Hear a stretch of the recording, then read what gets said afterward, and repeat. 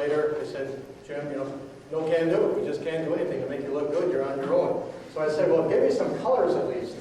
So I'm experimenting with these color slides. That's the best I can do, I'm afraid. Ethane hydrogenolysis. Before I begin, though, I'd like to indicate what my connection might be with John. And of course, I was a student with Professor Boudard in the early 70s, and this was the heyday of bifunctional catalysis in the open literature. And Professor Boudard always stressed to us the beauty of John's work in combining characterization with probe reactions and kinetic studies, and always held it up as an example to us on how research should be done. I think most of us have tried to follow that example, and I'd like to give you some of my ideas on ethane hydrogenolysis today. Let me go another step ahead and say the spirit in which I'd like to do these studies. And this goes to a symposium on ammonia synthesis that Professor Boudard had talked about a little bit earlier. This was a couple of years ago that he and Henrik Topsoe and Jens Nersko and the other Topsoe people put together a symposium on ammonia synthesis. And one of the, I think, key objectives was that since ammonia synthesis is such a well-studied reaction, it's an excellent vehicle with which to study our ability to do catalyst characterization and try to predict catalyst performance. And it's in that spirit that I talk about ethane hydrogenolysis, since really based on previous work, including John's work, really everything is known. As I like to say, everything is known about the reaction. We can only hope to put our results in the context of what is known about this reaction. Here's a Xerox copy of something that has been shown earlier. I'm going to focus, unlike the title of my talk in the proceedings, on platinum, which is, of course, thank you. Are there any questions on my God, now I'm really spooked. Step this way. Too much color. Oh my God. Colors are clashing. Can I have some help here? Because I'm in the dark, so to speak.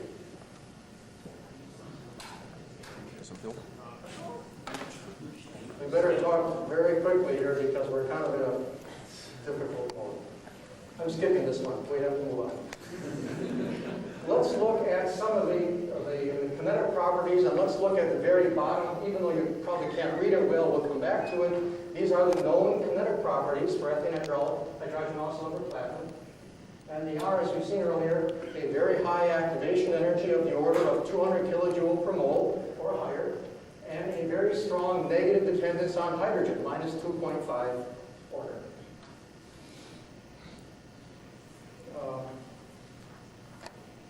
There's a whole family of rate expressions and simplified mechanisms you can write down for this reaction. This is one that John had talked about in his more recent papers. There's a family of them, but they all involve equilibrated desorption of hydrogen in a first step.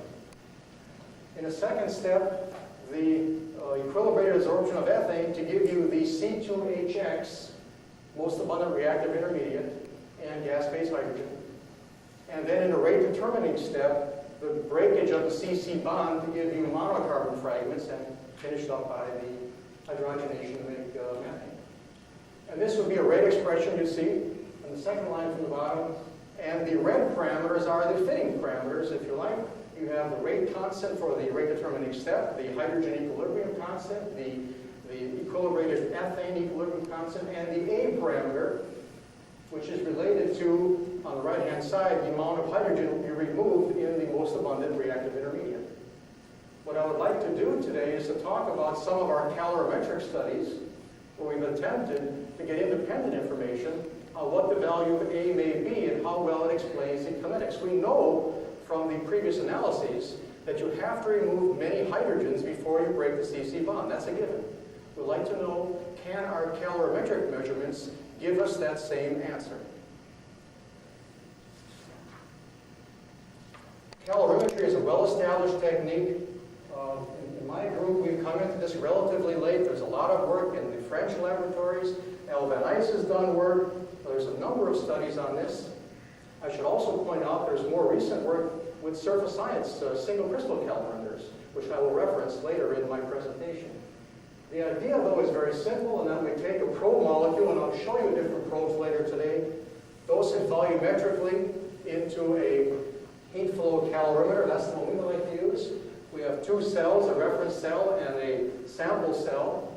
We look at the heat that's released upon the exothermic chemisorption, and through some calibrations, we can determine the millijoules of heat released for a micromole of gas adsorbed, and keep on doing this repeatedly to get the differential heat of absorption versus coverage if everything is working well. So that's the simple idea behind this. Here's our first one. We said we want to know really two important things. The first one is we'd like to know about the hydrogen adsorption step. And this is the heat of hydrogen adsorption on a platinum silica catalyst versus the fractional coverage of hydrogen on the surface. The initial heat of adsorption is of the order of 90 kilojoule per mole. It decreases with surface coverage down to a value, let's say around 70 kilojoule per mole for most of the coverage regime, and then it drops significantly as the surface fills up. The whole idea of a non-uniform surface is a bit of a controversy ongoing, and how do we explain the kinetic behavior of catalysts? We can discuss that perhaps later on. I can just tell you that if we build this coverage dependence into our analyses, it does have some effect on our analyses. However, what we generally like to do is to use a heat of adsorption that's near the coverage that we find from our analyses. And the coverage under the ethane hydrogenolysis conditions that I'll show you later is of the order of maybe 20-30% of a monolayer of hydrogen. That's what we would expect. So we like to believe the heat of hydrogen adsorption that's representative might be somewhere around 70 kilojoule per mole plus or minus. So we feel, and then we have the adsorption isotherm, which gives us the delta G of adsorption. So everything about that first equilibrium constant, we probably have a bit of a handle on. Now we move to the more difficult task of trying to make some inroads on that C2HX intermediate. Now I'm going to come into this pretty much from the back door, because I don't know where the front door is. That's mainly my problem here. So we go to CO adsorption. What else could we possibly use with CO? There's been so many studies on this in the literature, and I could hardly even myself really understand all of the results. Some of the earlier work we did was CO adsorption on platinum silica. This happens to be a platinum L that we had done by Sanjay Sharma. The black results are at 130 degrees C, and we were quoting the heats of adsorption, I still believe them, of the order of 130 or so kilojoules per mole, and the heat looked relatively flat and dropped down. However, based on some more recent thoughts that we've had, there's a possibility that the heat of adsorption may be higher, and that we were not getting equilibration of the CO with the sites, and we're simply getting monolayer, monolayer, monolayer as we worked our way through the bed. We've been advised of that by many other groups. I also point out on the second line from the bottom here, the second bullet from the bottom, the fairly recent work of David King and now other groups doing the single crystal calorimetry are quoting higher values for the heat of adsorption of CO on different platinum surfaces. Values be 180, 200 kilojoule per mole are typical for these type of studies. And the top sites appear to be more strongly chemisorpting than the bridge sites. So it looked like our 130 or 125, whatever value, appeared to be low, so that we very recently, just maybe a month or so ago, have worked on a high temperature calorimeter, and now we have some results at 300 C that indicate the heat appears to be going up. So I would say perhaps on our platinum silica, or in this case our platinum zeolite catalyst, the heat of CO adsorption is probably initially higher than 175 kilojoule per mole, so that working on a real, dirty life catalyst can give results similar to that on a single crystal. Now, the next part here is going to be extremely dangerous, and you may want to turn this part off. I wish you would, because what I'm going to try to do now is something really crazy, and that is we've essentially just gotten our hands on one of these ab initio quantum packages over in the chemistry department and had them help us do some of these calculations. And we tried to calculate the heat of CO adsorption as a reference to ask the question, how close can we get with a little model to what we measure in our calorimeter and a single crystal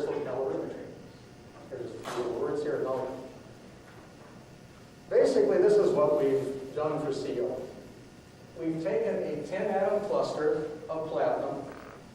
This is the density functional calculation using the 631 G star basis set. We've done a full optimization of the CO as well as the cluster to take relaxation effects into account. There seems to be, based on our naive knowledge, a feeling that a full relaxation is appropriate for trying to do a piece of absorption. So that's been fully optimized. And there's the cartoon that comes from it. The heat of absorption is around 200 kilojoule per mole, which we felt was actually very close to what we believed the correct answer would be. The platinum-carbon distance was close to what had been reported in literature, and then there was a little bit of stretching of the CO bond that would be reasonable, and I'll come to it in just a moment. Now, we, of course, being the kind of people we are, have just no confidence whatsoever in these calculations. So that about 2 issues ago in catalysis letters, we saw a paper from Jens Nersko and his group that we really hadn't seen before. And in his and he using a density function on a semi-infinite lattice with periodic boundary conditions. He reports that the heat of CO absorption on the apopsize of platinum depends on the crystal plane, but it can all be related to the position of the D-band center to the Fermi level. And he has a plot of the heat of absorption versus that difference between the D-band position.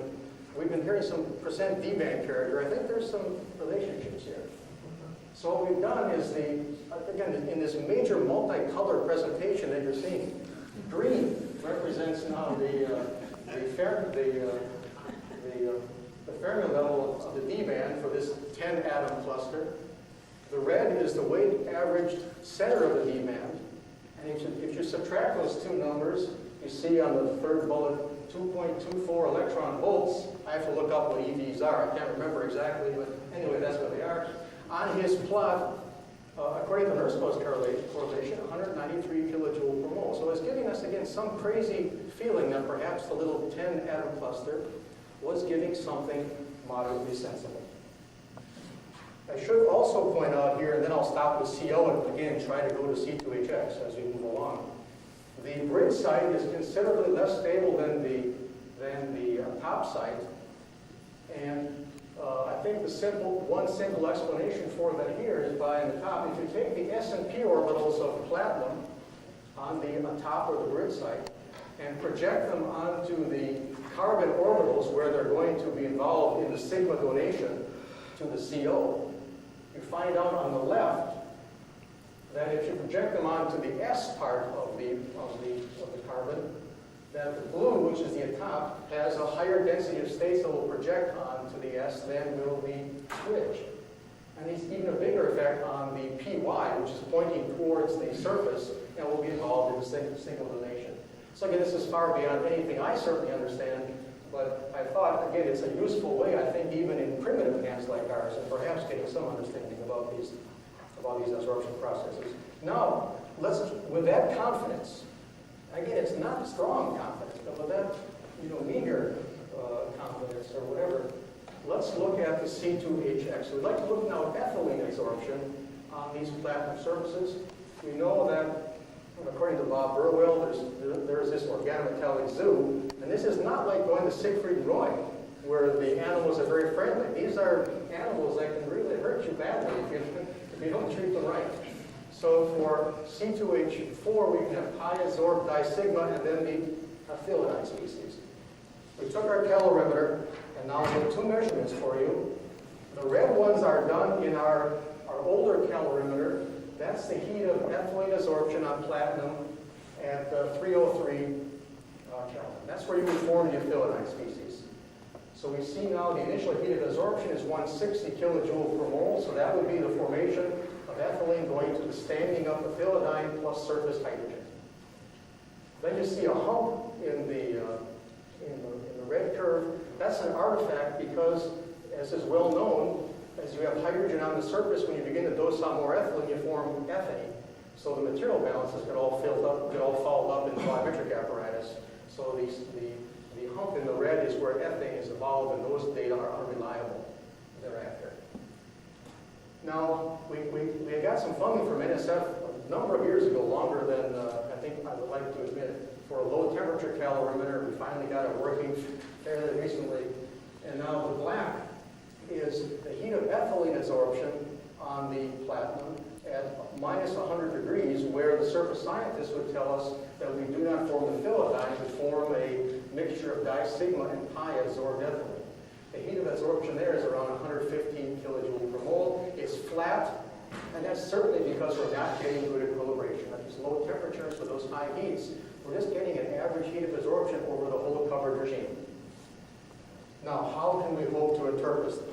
Well, before I go any further, we turn to the single crystal calorimeter, at least the literature. This is a little bit older now. I'm not sure what's happened more recently. That's a growing literature. But this is what happens when you dose ethylene at room temperature on a platinum 110 plate. Now, in that experiment, there's fast surface diffusion, so equilibration is not an issue, as it is in our powder calorimeter. So there's an inherent advantage in this technique. On the left, again, multicolor presentation we're seeing there. The heat of adsorption to form the disigma is claimed to be 136 kilojoule per mole. That's a bit stronger than our low temperature result. Then, to form the ethylidine is the second one up, 170 kilojoule per mole. That's great. So we would love that one a lot because we get 160 at room temperature. And then what's interesting here, on a small number of sites, they claimed, we would have to, I think, believe their interpretation, that you can form an ethyl species that's yet another 35 kilojoule per mole more exothermic on the surface. Now, I'll come back to this, but if you look on the right-hand side, that C2H2 might be a prototype of what the C2HX species is, because we know there's not much X on most of the one-reactive intermediate. So we're going to try to play with the C2H2 as our C2HX. Well, those are the energetics we compare to. This number is in very good agreement. This number, probably good agreement too, but it's a little bit off from what we measured. But now we see a mixture of disigma and pi. And now we go back to the cluster calculation, and you can see now, let's look on the right-hand side. For the disigma, we calculate 135 kilojoule per mole. That's an accident to be in agreement with the David King result. And then the pi adsorb looks to be around 95 kilojoule per mole. So again, trying to force this thing to work, I'd say that's not too bad. And then at low temperature, in our powder calorimeter, if we're getting a mixture of pi and disigma, I can make the 115 look pretty good by a combination of 135 and 95. Also look at the CC bond distance for the disigma, 1.5, that's what it is in ethane. And for the pi adsorb 1.4, that's more like ethylene. So everything seems to be consistent at that point. So we can make the ethylene stuff work as well. What about the ethylidine?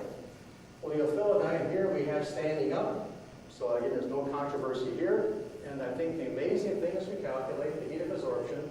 It's around 150 instead of the 160. So again, there's no right with this little thing to do any better than that. So what I'm trying to say is that for things that we know how to measure, this little 10-atom cluster seems to, empirically, it seems to track the experimental results moderately well.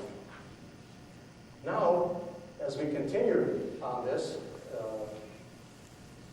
on the acetylene part, we'd like to get down deeper because we know that's where the action is going to be in the C2HX. Now, at low temperature, I'm very inadequate in terms of what the literature on acetylene is going to be at low. We've looked around a little bit, and there seems to be a bit of disagreement on what can form at low temperature at 173 K. Some evidence, and maybe Bruce could comment on this, there's some evidence of making a disigma pi adsorbed species, but that the acetylene stays intact. At higher temperatures, I think other things are going to happen. So my point here is that at low temperature, the heat of adsorption is around 210 kilojoule per mole. That may be, quotation marks, it may be an undissociated acetylene species. And at room temperature, I really don't know how to interpret that result. So I'm not going to use it. We're going to use the black result right here. Given that the confidence, very feeble confidence that the cluster maybe is working pretty well. We're looking in species 1. That's the, this cluster, that appears to be the best way that acetylene can absorb in the undissociated state. And that appears to be the order of 205 kilojoule per mole. So structure 1, which looks like a disigma pi without dissociation, is the best thing that the 10-atom cluster can do. This might not be the real catalyst, but the 10-atom cluster, this is the best that happens. However, if you make a tilted vanilladine species or an ethyl iodine species, species 2, and put 2 hydrogens on one end, then you get 270 kilojoule per mole. And I should point out, when you do the thermochemical cycle and look at the heat of absorption of making this species from ethylene in the David King experiment, you get moderately good agreement within around 15 kilojoule per mole of this particular value. So our energetics for the C2H2 species, I think, can be made to agree with the other measurements. Well, I've got about 6 minutes left, so I want to now come to the heart of the talk before the chairman runs me out of here. What we've now done, and I've skipped a few more cartoons, is we've tried to put together an energetic map. It's a crude map. It's some kind of a map of the Earth from a long way away. We have the gas phase species involved in the reaction. We have the microcalorimetric results in blue for the enthalpies of the species. And then we've foolishly gone ahead and just calculated all the monocarbon species that we have really no direct experimental evidence for in our laboratory. And now we'd like to see with this roadmap, can we explain the hydrogenolysis kinetics? Well, I'll just show kind of the end result. We've done a number of kinetic studies following John Sinfeld's lead. I show here results, again, multicolored presentation. I show results here on the left of the ethane pressure dependence. And I think what you find intriguing here, I found intriguing, but it's known from the rate expression, is that higher temperature has a more zero-order kinetic, just backwards of the way we are this thing. The reason for that, of course, is because to make the C2HX species is endothermic. So going to higher temperatures is what puts a higher coverage of stuff on the surface. So it's counterintuitive to our normal absorption, in going from the C2H6 to, let's say, the C2H2 is uphill energetically, and that's why you have this bizarre, well, not bizarre, but counterintuitive, unless you did the reaction and knew the answer, as everyone else does, for this behavior. Well, the thing I can show you now is, based on the calculations that are undoubtedly primitive, they're only just kind of putting a very broad sweep to this. Let's look on the right-hand side. That's what we now say, putting it all together, may not be right. This is what we would suggest is what the energy looks like in going from C2H2.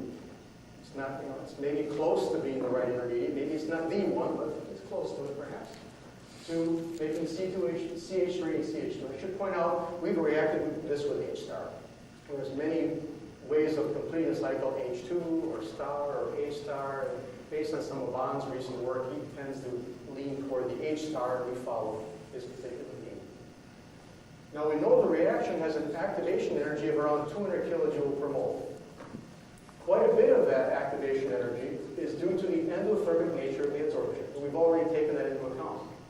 What's left over then is another 120 kilojoule, very crudely, kilojoule per mole, is in actually the rate constant. Our best guess. Maybe wrong, our best guess. Furthermore, it looks like maybe 2/3 of that is just the endothermic nature of breaking the CC bond. Okay, and then the extra, whatever, kilojoules per mole is part of the activation energy going over. So, and now I have about 3 minutes left, but I'd like to close it for discussion, so I have plenty of time to really get roasted and just say, I really believe I followed the approach of my previous mentors on this, and that is to try to look at a reaction that's well studied. And by now trying some of these other techniques like calorimetric measurements, some of these crazy calculations, to try to put that in the context of what's known to see how well can we do in trying to understand cal performance.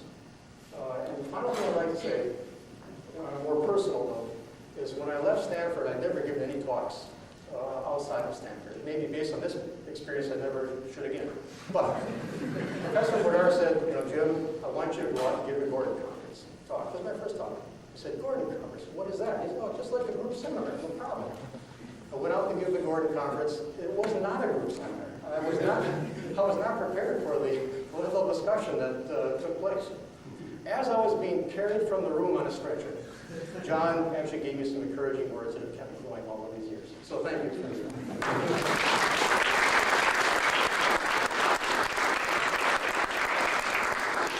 Time for several questions.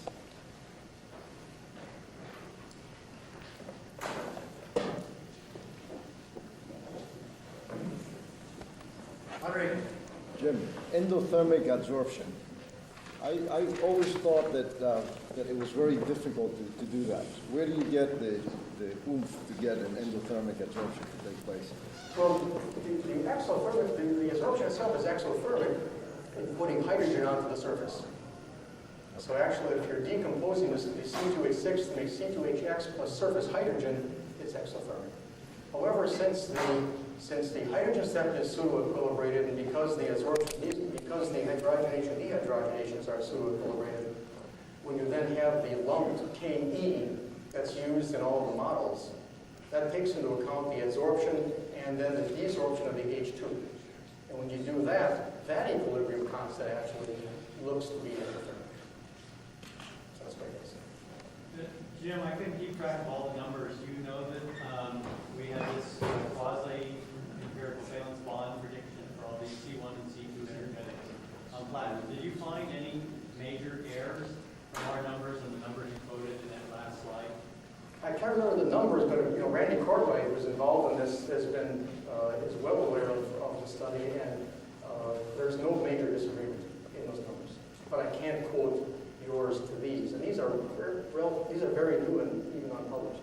But we did not see any major disagreements looking at them briefly.